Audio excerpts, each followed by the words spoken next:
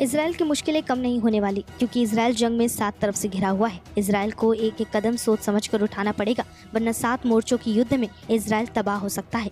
जिस तरह से भारत के लिए पाकिस्तान और चीन सिरदर्द है, उसी तरह इसराइल के लिए मुश्किलें 7 तरफा हैं। इनमें गाजा में हमास और इस्लामिक जिहाद, वेस्ट बैंक में फतह, लेबनान में हिजबुल्लाह, सीरिया में असद सरकार, यमन में हूती विद्रोही, इराक में कताइब हिजबुल्लाह और इन सब का संरक्षक ईरान शामिल है।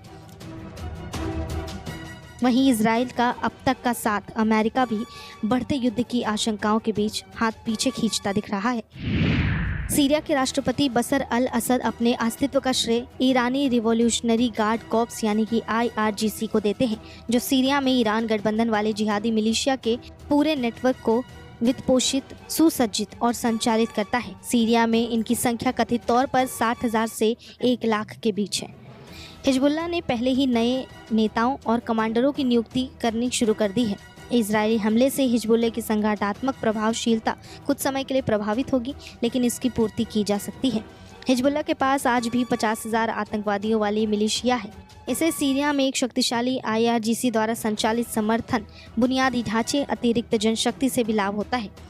इसराइल अपने दम पर एक छोटा ऑपरेशन कर सकता है। हालांकि हवाई ईंधन भरने की आवश्यकताओं के साथ साथ हज़ारों मील की दूरी पर ईरानी वायु रक्षा से निपटने में बहुत जोखिम शामिल है।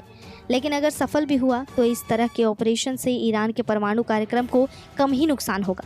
लेकिन ऐसे हमलों की कीमत ईरान इजराइल में एक पूर्ण पैमाने का युद्ध हो सकता है, जिसे दोनों देश झेलना नहीं चाहेगा।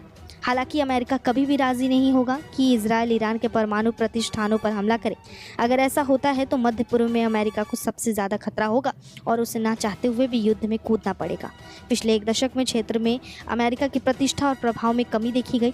विफलताओं की सूची में सीरियाई गृह युद्ध में असद की जीत, ईरान के नियंत्रण में इराक और क्षेत्र में चीन की मजबूत राजनीतिक और आर्थिक पैठ शामिल है। समाचार चैनल से बातचीत में इजरायली राजदूत अजार ने कहा कि ईरान पर यह हमला केवल एक संकेत था कि अगर तेहरान इस लड़ाई में आगे बढ़ता है तो इजरायल के पास कई और लक्ष्यों को निशाना बनाने की क्षमता है।